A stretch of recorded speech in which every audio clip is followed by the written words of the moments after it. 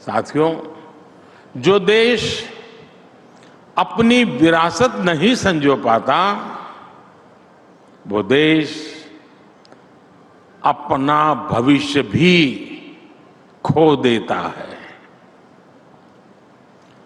बापू का ये साबरमती आश्रम देश की ही नहीं, ये मानव जात की ऐतिहासिक धरोहर है।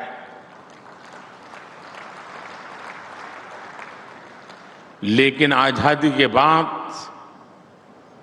इस धरोहर के साथ भी न्याय नहीं हो पाया।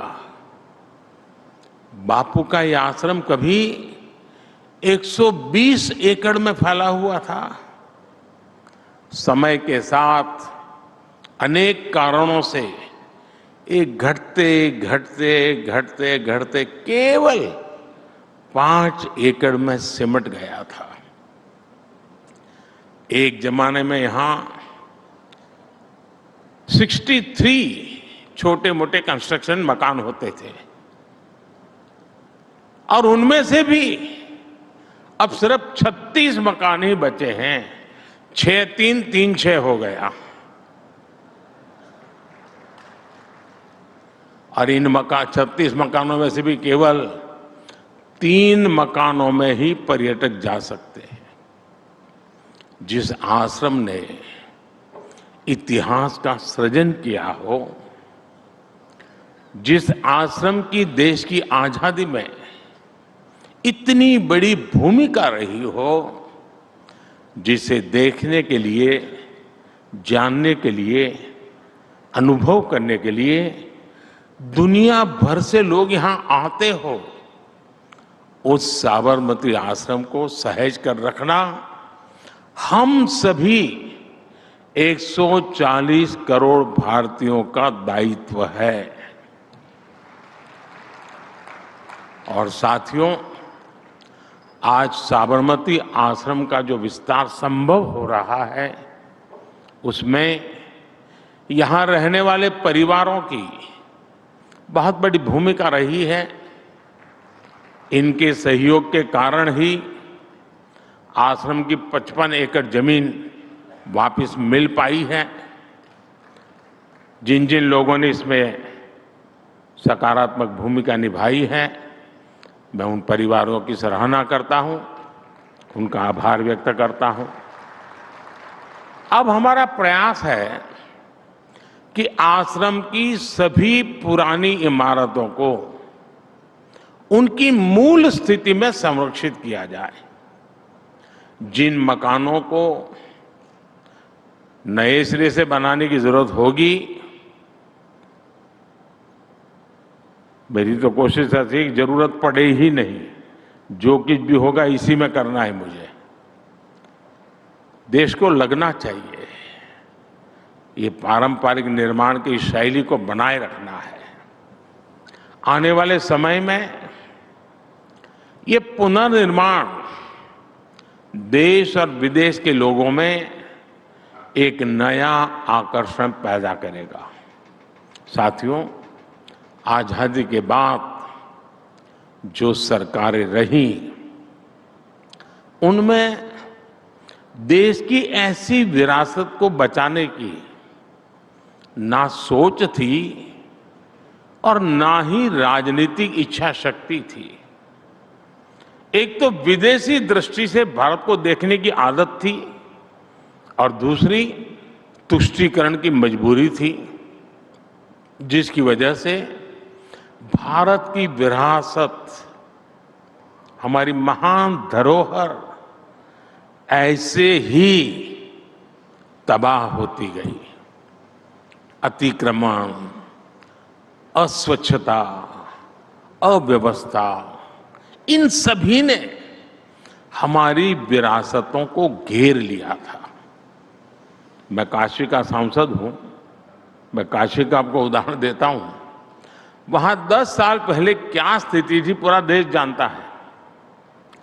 लेकिन जब सरकार ने इच्छा शक्ति दिखाई तो लोगों ने भी सहयोग किया और काशी विश्वनाथ धाम के पुनर्निर्माण के लिए 12 एकड़ जमीन निकल गई। आज उसी जमीन पर म्यूजियम, फूड कोर्ट, मुमुक्षु भवन, गेस्ट हाउस, मंदिर चौक, एम्पोरियम, यात्री सुविधा के तरह अनेक प्रकार की सुविधाएं विकसित हो गई है। इस पुनर्निर्माण के बाद और आप देखिए 2 साल में 12 करोड़ से ज्यादा श्रद्धालु विश्वनाथ जी के दर्शन करने आए हैं।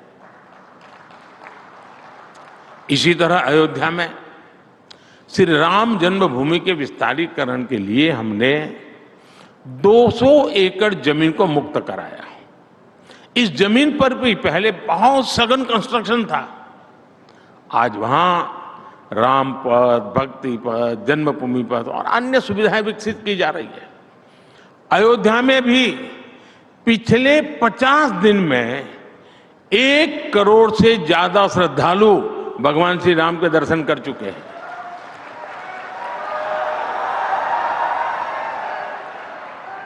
कुछ ही दिन पहले मैंने द्वारिका जी में भी विकास के अनेक कार्यों का लोकार्पण किया। वैसे साथियों, देश को अपनी विरासत को सहेजने का मार्ग एक तरह से यहां गुजरात की धरती ने दिखाया था। याद कीजिए, सरदार साहब के नेतृत्व में सोमनाथ मंदिर का जीर्णोद्धार अपने आप में बहुत ही ऐतिहासिक घटना थी। गुजरात अपने आप में ऐसी अनेकों विरासत को संभाले हुए है। ये अहमदाबाद शहर वर्ल्ड हेरिटेज सिटी है। रानी की वाव, चांपानेर और धौलावीरा भी वर्ल्ड हेरिटेज में गिने जाते हैं। हजारों वर्ष पुराने पोर्ट सिटी लोथल की चर्चा दुनिया भर में है। गिरनार का विकास हो, पावागढ़, मोढेरा, अंबाजी, ऐसे सभी महत्वपूर्ण स्थलों में अपनी विरासत को समृद्ध करने वाले काम किए गए हैं। साथियों, हमने स्वतंत्रता संग्राम से जुड़ी विरासत के लिए राष्ट्रीय प्रेरणा से जुड़े अपने स्थानों के लिए भी विकास का अभियान चलाया है। हमने दिल्ली में, आपने देखा होगा, एक राजपथ हुआ करता था। हमने राजपथ को कर्तव्य पथ के रूप में विकसित करने का काम किया। हमने कर्तव्य पथ पर नेताजी सुभाष चंद्र बोस की प्रतिमा स्थापित की। हमने अंडमान निकोबार द्वीप समूह में स्वतंत्रता संग्राम और नेताजी से जुड़े स्थानों का विकास किया, उन्हें सही पहचान भी दी। हमने बाबा साहब आम्बेडकर से जुड़े स्थानों का भी पंच तीर्थ के रूप में विकास किया। यहां एकता नगर में सरदार वल्लभ भाई पटेल स्टैच्यू ऑफ यूनिटी आज पूरी दुनिया के लिए आकर्षण का केंद्र बन गई है। आज लाखों लोग सरदार पटेल जी को नमन करने वहां जाते हैं। आप दांडी देखेंगे, वो कितना बदल दिया है। हजारों लोग दांडी जाते हैं आज। अब साबरमती आश्रम का विकास और विस्तार इस दिशा में एक और बड़ा कदम है।